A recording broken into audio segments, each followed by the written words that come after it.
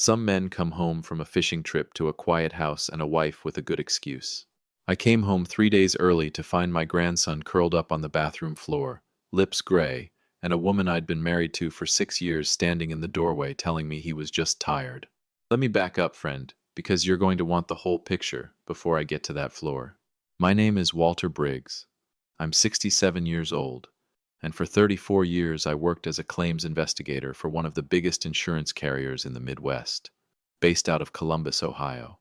Before I retired, my job was simple to describe and hard to do. Figure out who was telling the truth and who was lying to get money out of a system built on trust. I've sat across tables from men who could cry on command. I've caught fraud that fooled attorneys. I built a career on the plain fact that people reveal themselves in the details they think don't matter. Funny thing is, all those years reading strangers, and I nearly missed what was happening inside my own house. We live outside Westerville, a nice quiet suburb north of Columbus, in a brick ranch house I paid off the year I turned 60. The kind of house where the porch light stays on and the neighbors wave from their driveways. I thought I'd built something solid there. I'd built it once already, in fact, with my late wife Carol, who I lost to a stroke 11 years back. After Carol passed, I didn't think I had it in me to build a family a second time. Then my daughter Renee needed help. Renee is my only child, and God knows I love her, but she's never been lucky in the men she picks. When her second marriage fell apart, she was working double shifts at a hospital lab 2 states away in Pittsburgh, trying to keep her head above water, and her son, my grandson, Micah, 7 years old at the time, needed somewhere steady to land. So I told her, send him to me. I'll get him enrolled in school here, I'll get him settled, and you come get on your feet. That was the plan. I became, in every way that mattered, that boy's second father. His backpack by my front door every morning, his terrible knock-knock jokes at the dinner table, his absolute conviction that a grilled cheese sandwich was an acceptable food for every single meal of the day. It is, for the record, at least twice a week. I was 2 years into raising that boy alone when I met Denise.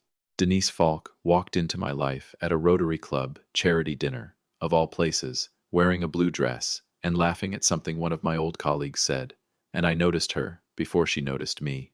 Warm smile, sharp mind. She asked good questions, the kind that told me she was actually listening to the answers. When I introduced her to Micah for the first time, she got down on one knee, a grown woman in nice shoes, kneeling on my kitchen floor and said, "Your grandpa talks about you like you're the best thing that ever happened to him." Micah looked at her very seriously and said, "I'm not a thing, I'm a boy." Denise laughed like it was the funniest sentence she'd ever heard. I thought, this one's different. I thought a lot of things. We got married 18 months later. I told myself Micah needed a mother figure in the house, somebody who could be there during the day, while I still did some part-time consulting work for my old firm. I told myself I wasn't just a lonely old widower grabbing at company. I told myself I'd spent 3 decades reading people for a living, and I'd read Denise clean through. I told myself a lot of things, friend, and I want you to remember that, because it matters later. Here's something I learned investigating fraud claims for 34 years. The biggest lies are almost never loud. Nobody hands you a claim that screams fake at you. The tell is always something small, a receipt printed one day too early, a signature that leans the wrong direction, a detail that's just a little too rehearsed. You don't catch it by staring straight at it. You catch it by going back through everything with a fine-tooth comb, and most people never do that, because on the surface, everything looks fine. My surface looked fine. Good house, good school, a wife who posted pictures of Micah's school projects on Facebook, with captions like blessed and grateful for this little family. I was down in Naples, Florida, visiting my brother in February, when Micah's second-grade teacher, Mrs. Osei, sent an email saying Micah had been unusually quiet and tired for 2 weeks running, and asking gently if everything was all right at home. I forwarded it straight to Denise. She wrote back within the hour. "Already on it, hun. He's just fighting off a cold. Kids his age catch everything at school." I believed her. I was up in Cleveland in April, at a consulting meeting that ran 2 days longer than planned, when Denise texted me a photo of Micah with a small bandage on his forehead. Bumped his head running around the backyard, being a wild man as usual. Don't worry, I've got him. I believed that too. I was so busy believing her that I stopped doing the one thing 34 years of this work should have taught me to always do. I stopped looking at the file. It was a Thursday in early July when I pulled into my own driveway, 4 days ahead of schedule. My brother's hip surgery had gotten pushed back. The trip fell apart on his end, not mine. And rather than sit around a Florida hotel room, I got on the next flight home. I didn't call ahead. I wanted to surprise the boy. I'd picked up a model airplane kit from a hobby shop near my brother's place, the kind Micah had been begging me for since Christmas, and I kept saying, "We'll see." I pulled into the driveway at 9:40 in the evening. Porch light on. House quiet. Good, I thought. Normal. Thursday. I let myself in through the side door into the kitchen, set my bag down, and heard nothing. No television. No sound of a 7-year-old arguing about bedtime. I walked down the hallway toward the bathroom, where the light was on, and that's when I stopped breathing for a second. Micah was on the bathroom floor, on his side, his pajama shirt twisted up around his ribs, one arm folded under him at a bad angle. His breathing was slow, too slow, and shallow, the kind of breathing I'd only ever seen once before, at Carol's bedside in her last hours. I dropped to my knees so hard I heard something pop in one of them and didn't care. "Micah, Micah, buddy, wake up." I touched his face, warm, unresponsive. "Micah!" Footsteps came down the hall behind me. I looked up. Denise stood in the bathroom doorway in her robe, arms crossed, her face doing something between irritation and boredom, like I'd interrupted a phone call. "He's fine, Walt. He just wore himself out. He's been dramatic all week." I looked down at my grandson, gray-lipped on the bathroom tile. Then I looked at my wife of 6 years. Something in my chest went cold and very, very still. "He's not fine," I said. "Look at him. Look at his breathing. Walter, don't make a scene over." I was already dialing 911. The paramedics were there in under 9 minutes. 2 of them came through my front door with a bag and a gurney, and the lead one, a heavyset guy, maybe 50, with a gray mustache and a name tag that said Delacroix, stopped cold the second he crossed the threshold into that bathroom. He looked at Micah. He looked at the room. He looked at Denise standing at the end of the hallway. And his face did something I recognized instantly, because I'd worn that same expression myself 100 times across a claims table recognition landing on top of disbelief. He worked on Micah with the kind of calm that only comes from doing this exact thing hundreds of times. His partner called out vitals in numbers I didn't understand and didn't need to. I stood there in the hallway, holding that model airplane box like a fool, completely useless in my own house. Then Delacroix stood up, looked straight at me, and said quietly, "Sir, can I speak with you for a minute?" In the kitchen. That is never a good sentence, friend. Not once in 34 years of hearing bad news across a desk has that sentence ever led anywhere good. I followed him. He pulled the kitchen door most of the way shut and kept his voice low. "Sir, were you here tonight, before you found him?" "No. I just got back from a trip. I live here." "What's this about?" He studied me for a long second, the way you study a man when you're deciding how much truth he can take standing up. "I've been to this address before," he said. "Back in January. Called out here for a little boy, unresponsive, and the report noted an accidental medication overdose. There was a woman here, said she was his grandmother, and that the boy's guardian was traveling and unreachable. She was very calm, very detailed about his medical history. The kitchen went so quiet, I could hear the refrigerator hum. She told us," Delacroix went on, "that the child had a documented history of getting into the medicine cabinet. Said it happened before. Said it real smooth, like she'd said it before, too. We filed with county services. Standard procedure." He stopped and looked at my face. "You didn't know about any of this." It wasn't a question. He could read it on me the same way I'd have read it on a claimant. "No," I said. "I did not know about any of this." The model airplane box hit the kitchen floor and I didn't pick it up. I rode with Micah in the ambulance. Denise followed behind in her own car. In those 14 minutes between my house and Riverside Methodist Hospital, sitting next to my grandson with an oxygen mask on his small face and a monitor clipped to his finger, I made up my mind about something. 34 years in this business taught me one true thing about people who lie to you for money or for cover. The moment you confront them head on, they dig in, they lawyer up, they start managing the story instead of telling it. You want to catch somebody, you don't come at them loud. You go quiet. You go slow. You pull every document, every date, every receipt, and you build a file so complete that by the time you finally sit them down, there's nowhere left for them to run. I had built careers on that principle. Now I was going to use it on my own wife. I sat in that hospital waiting room at 11:20 that night. Those same stiff blue plastic chairs you find in every hospital in America, built specifically so you never get comfortable enough to stop worrying. And I opened the insurance portal on my phone, the way a man checks a bank account he's been avoiding. I almost didn't look. That's the part that still gets me some nights. 34 years of my life spent teaching other people how to catch a lie in the paperwork, and I'd treated my own home like it didn't need auditing. Biggest miscalculation of my life, and I've made a few.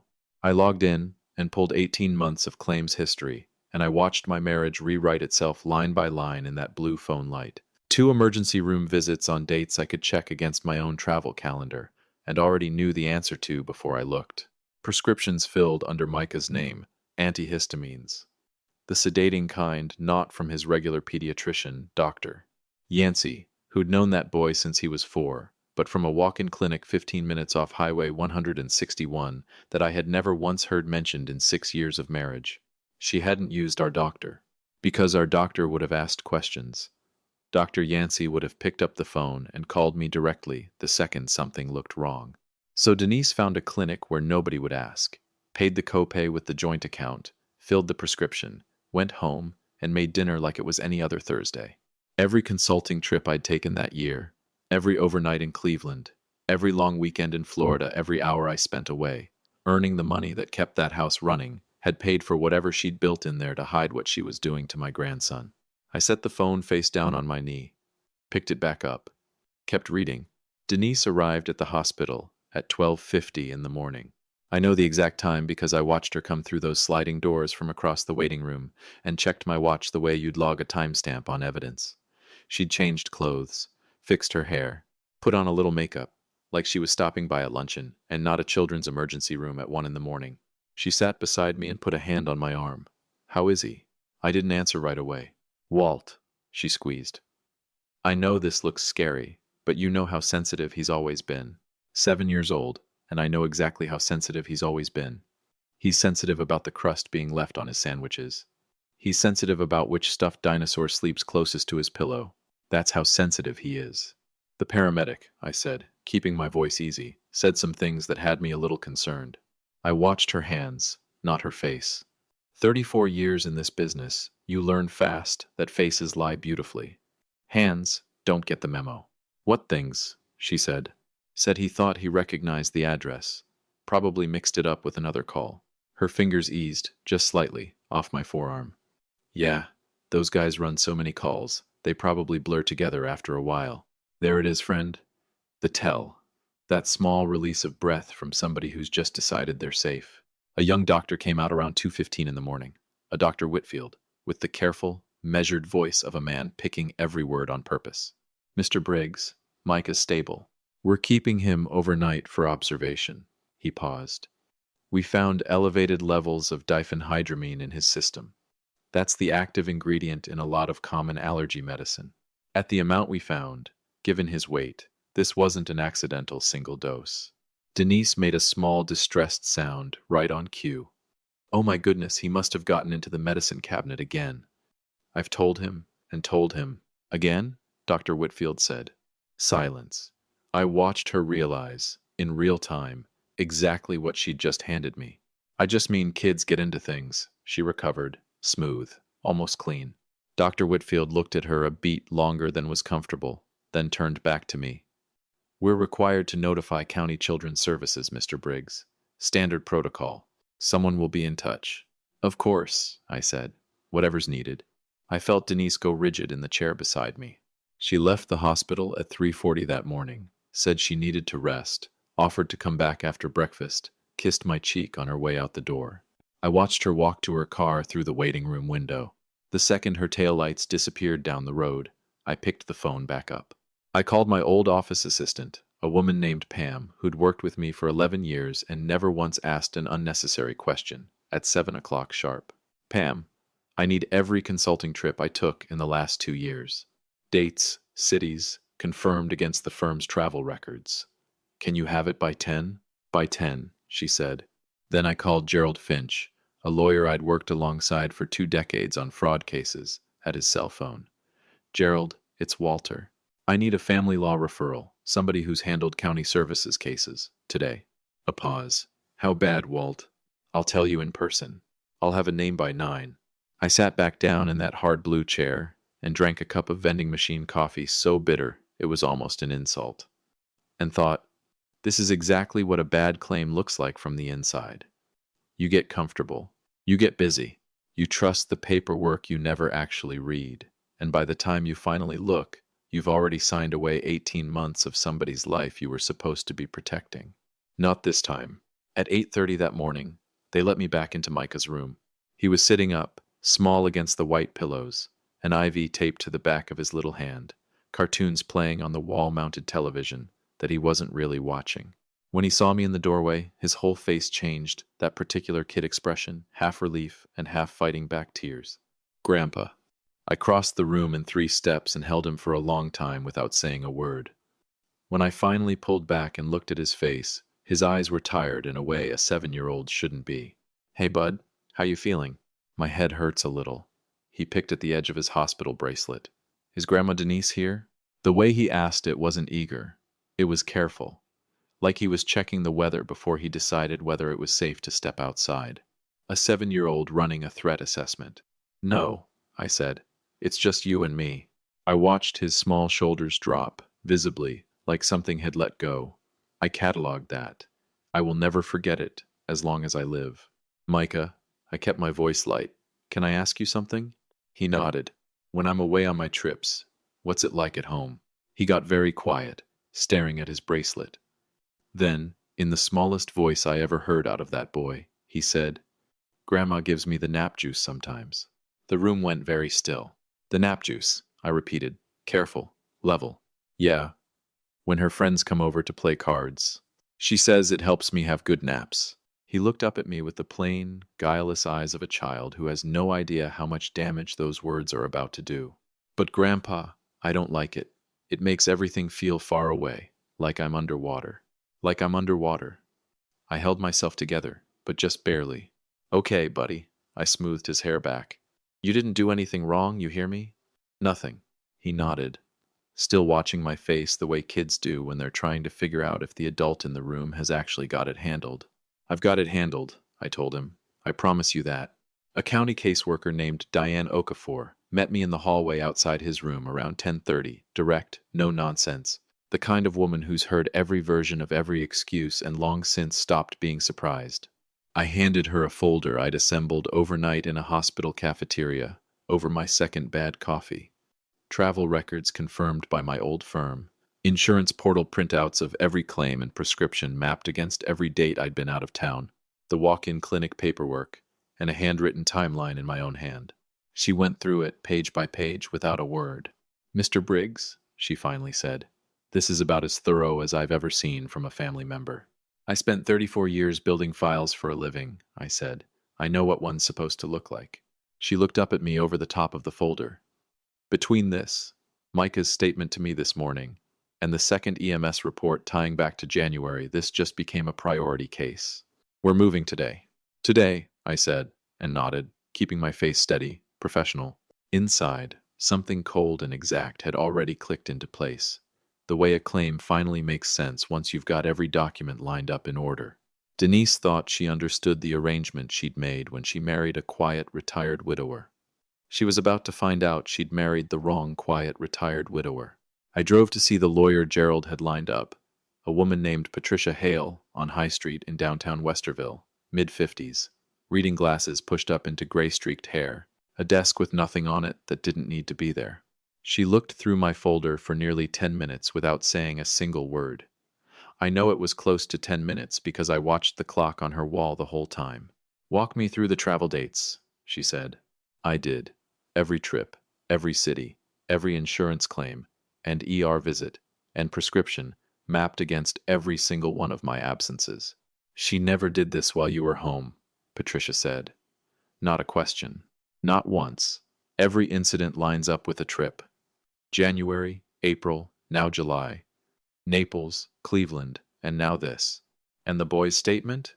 Nap juice, I said. Makes him feel underwater. She took her glasses off her head and set them down. Mr. Briggs, I've practiced family law in this county for 22 years. Franklin County judges do not go easy on child endangerment, especially not with documentation like this. She tapped the folder. We can have an emergency protective order signed before end of day. Before end of day, I repeated. Before end of day. She picked up her pen. And then we get your grandson's life back. I drove back to Riverside Methodist, feeling nothing like the movies make you believe you're supposed to feel. No swelling music, no slow-motion walk toward justice. Just the specific hollow tiredness of a man who's been holding himself together on pure discipline for going on 18 hours straight. Micah came first. Everything else could wait. He was sitting up in bed, eating a cup of hospital pudding with the deep concentration of a boy who had opinions about pudding texture. Grandpa, this one's got a skin on top. It's gross. There he is, I said, and sat down on the edge of his bed. 7 years old. Lost his mother to distance and hard circumstances before he really understood what that meant. Sent to live with an old man he barely knew, and quietly, systematically harmed by the woman that old man brought into the house to help raise him. And there he sat, deeply offended by pudding skin. Kids survive things that would flatten a grown man, and then they ask you for a different snack. That's the truth of it. When do I get to go home? He asked. This afternoon. He studied my face carefully. Is Grandma Denise going to be there? No, I said. She's not going to be there. He searched my face a moment longer, looking for the grown-up truth underneath the grown-up words. And whatever he found there must have satisfied him, because he went back to his pudding and said, Okay, can we get pizza tonight? The good kind, from Massey's. Massey's Pizza, on Main Street. His mother's favorite growing up. As it happened, Renee had dragged me there every Friday of her own childhood and apparently passed that loyalty straight down to her son. We can get whatever you want tonight, I said, and I meant every word of it. At 11:50 that morning, Diane Okafor called. Mr. Briggs, the judge signed the emergency order. Denise is barred from the residence and has no contact with Micah, effective now, based on the medical evidence. Police are moving straight to serving it along with a hold for questioning on felony child endangerment. A pause. Do you know where she is right now? We'd rather not do this, at the house, while the boy's being discharged. Did I know her whereabouts? Friend, you live with a person 6 years. You learn their rhythms, whether you mean to or not. Every Thursday, without fail, Denise and her book club, 4 women from the neighborhood who called it a book club and mostly just drank, Chardonnay, had lunch at a place called the Iron Skillet on State Street. Same reservation, same corner table, same little performance every single week. She'd texted me that very morning. Heading to lunch with the girls, keep me posted on Micah, love you. I hadn't answered. Yes, I told Diane Okafor. I know exactly where she'll be, and if you go now, she'll have an audience. Picture the Iron Skillet at 12:40 on a Thursday afternoon, the kind of place Westerville does very well. Exposed brick, cloth, napkins. A bar that starts pouring wine well before noon. The lunch crowd is professionals and ladies who lunch, and the occasional retiree treating himself. Everybody's dressed a little nicer than the occasion strictly calls for. Denise's table was by the front window. 4 women, glasses already half empty. She wore a cream sweater, hair freshly done, holding court the way the hostess told me later she always did, playing the exhausted, devoted step-grandmother, managing a difficult little boy, the same performance she must have used to explain the nap juice, to anybody who ever asked. I wasn't there myself. I didn't need to be. 2 uniformed Westerville police officers walked in with Diane Okafor at 12:47.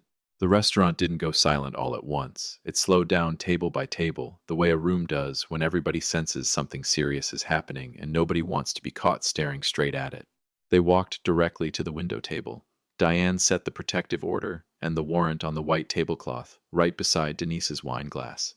Denise Briggs, I'm Diane Okafor, Franklin County Children's Services. These are Officers Reyes and Callahan, Westerville Police. Denise looked down at the papers, then up at the officers, then at her 3 friends, who had all gone completely quiet. There's been some kind of mistake, she said, in the reasonable voice, the composed voice. the one that had worked on teachers and doctors, and one very trusting old man for 6 years. I don't know what your husband told you, Officer Reyes said, quiet and final, but this isn't about what he told anybody. Ma'am, please stand up. She looked for an exit. The hostess told me that part later, too, how Denise's eyes went left, then right, calculating whether there was any version of this she could still talk her way out of. There wasn't. The handcuffs went on in full view of the window table, the tables around it, the bar, and the entire Thursday lunch crowd at the Iron Skillet. The very women she'd curated as her audience. The ones she chose to spend her Thursdays with instead of the little boy who just wanted somebody safe at home. Every one of them watched her walk out between two officers. Through the restaurant she'd picked specifically because it was where everyone who mattered to her could see her. Not one of them stood up. Not one. I changed the locks at 2 that afternoon. Canceled her cards on the joint account at 2:15. Called the school and pulled her from the emergency contact list at 2:30. Called the insurance office and removed her at 2:45. Called the neighborhood association about the account at 3. I've spent my whole career automating the things that need to run clean, and I ran that afternoon like the last item on a claims checklist. Micah came home at 4:30, discharged and cleared, still wearing his hospital bracelet because he'd decided it made him look tough. He walked through the front door, looked around the living room like he was checking whether the air itself had changed, and dropped his backpack by the stairs, the way he always did, the exact spot that used to make Denise grind her teeth, and that I never once asked him to move it from. It smells different in here, he said. Good different or bad different? He thought about it hard, the way you'd think about opening a window after a long winter. Good different. Yeah, bud, I said. Exactly like that. The pizza from Massey's arrived at 6:30, and we ate it sitting on the living room floor because Micah wanted to watch a documentary about wolves, and I did not have a single objection in the world. He fell asleep against my side around 8:15. Real sleep, deep and easy, the kind that comes to a child who has nothing left to be afraid of inside his own house. I didn't move for a long while. Denise was processed at the Franklin County Jail at 7:40 that evening. Felony child endangerment. The kind of charge that doesn't quietly go away and follows a person into every room they ever walk into again for the rest of their life. I know the exact time, because Diane Okafor texted it to me. I read it once, set the phone face down on the carpet, and looked at my grandson sleeping against my shoulder, his face slack and peaceful for the first time in longer than I wanted to admit. He has his mother's chin, I thought. He's always had his mother's chin. I pulled the blanket up over him and looked back at the wolves on the television. Some men, when a deal falls apart, leave the door cracked open behind them, loose ends, unanswered questions, a chance to slip back in and talk their way to a second try. I've spent 34 years making sure that never happens on my watch. I closed every door in that house, locked every window, filed every last piece of paper. This one was closed for good.